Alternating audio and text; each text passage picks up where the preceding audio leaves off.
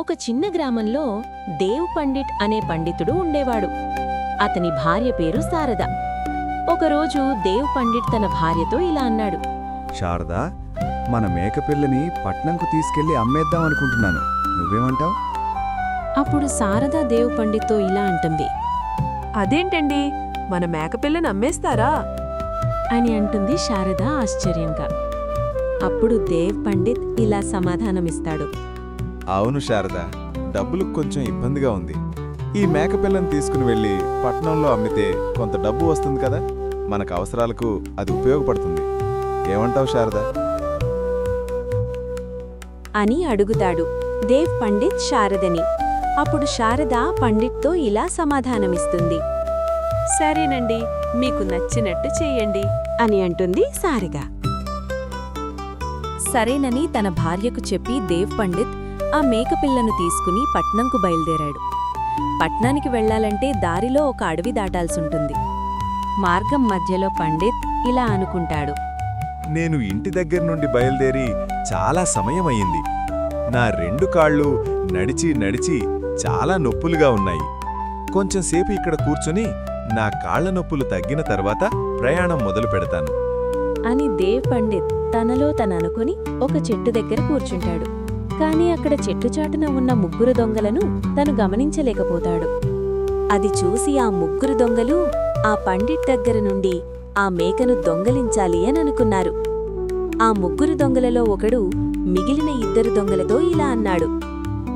అరే రాము, సోము, చూడండిరా, ఆ పండిట్ ఒంటరిలా వచ్చాడు. ఈ అడవిలో అరిచినా కాపాడే దిక్కులేదు. అతని మేకని లాక్కొని పారిపోదామా అని అన్నాడు. అప్పుడు రాము, బెదిరించో లేదా రహస్యంగానో దొంగతనాలు చేసి చేసి విసుగా ఉందిరా. మన బుర్రలు ఉపయోగించి అతన్ని బురుడి కొట్టిద్దాం. అయ్యా నమస్కారం, మీ కుక్క చాలా అందంగా ఉంది అని అడిగాడు సురేష్. దానికి పండిట్ పరాచికాలాడటానికి నీకు నేనే దొరికానా? మేకను పట్టుకుని కుక్క అంటావా? వెళ్ళవయ్యా, వెళ్ళు. ఏమిటిది, మేక? దీనిని మీ ఊరిలో మేక అంటారా పండిట్జీ? సరే, అయితే వెళుతున్నా. సరేనని చెప్పి అక్కడి నుండి చెట్టు చాటుకు వెళ్ళిపోయాడు.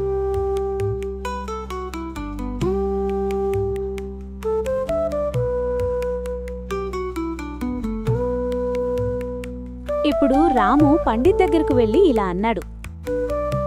నమస్కారం పండిట్జీ, ఏమిటి అంత నీరసంగా ఉన్నారు అని అడిగాడు రాము.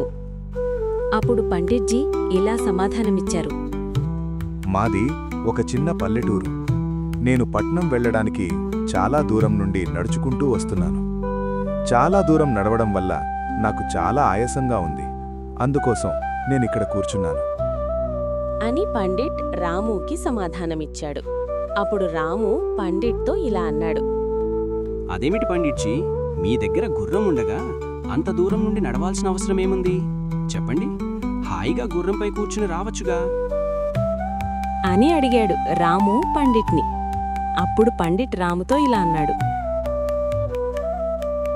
ఏమిటి, నా మేక నీకు గుర్రంలా కనిపిస్తోందా అన్నాడు పండిత్ కోపంగా. అయ్యా, మీరు గొప్ప పండితుడిలా ఉన్నారు. గుర్రానికి మేకకు తేడా తెలియలేదు అంటే నేను నమ్మను అని చెప్పి రాము అక్కడి నుండి వెళ్ళిపోతాడు. ఆ మాటలతో కొంత అయోమయంలో పడిపోయాడు పండిట్. మరికొంతసేపటికి ఆ 3వ దొంగ వచ్చి ఇలా అన్నాడు. పండితులకి నమస్కారం.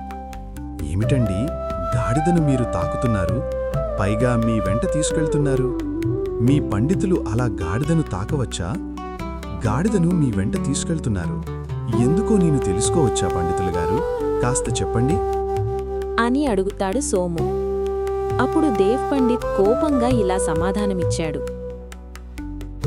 ఇది గాడిద కాదు, మేకపిల్ల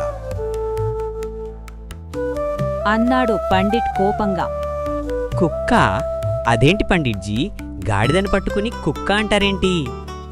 ఏంటిది, గాళిగా? బహుశా ఇది దెయ్యమేమో. ఒక్కొక్కరికి ఒక్కొక్కలాగా కనపడుతోంది. బాబోయ్, దీన్ని నా వెంట తీసుకుని పోయి నా ప్రాణాలకు ముప్పు తెచ్చుకుంటానా అని ఆలోచించిన బ్రాహ్మణుడు ఆ మేక అక్కడే వదిలి పారిపోయాడు. ఆ బ్రాహ్మణుడి తెలివి తక్కువతనానికి పెద్ద పట్టున నవ్వుకుని మేకను పట్టుకుని పారిపోయారు ఆ ముగ్గురు దొంగలు.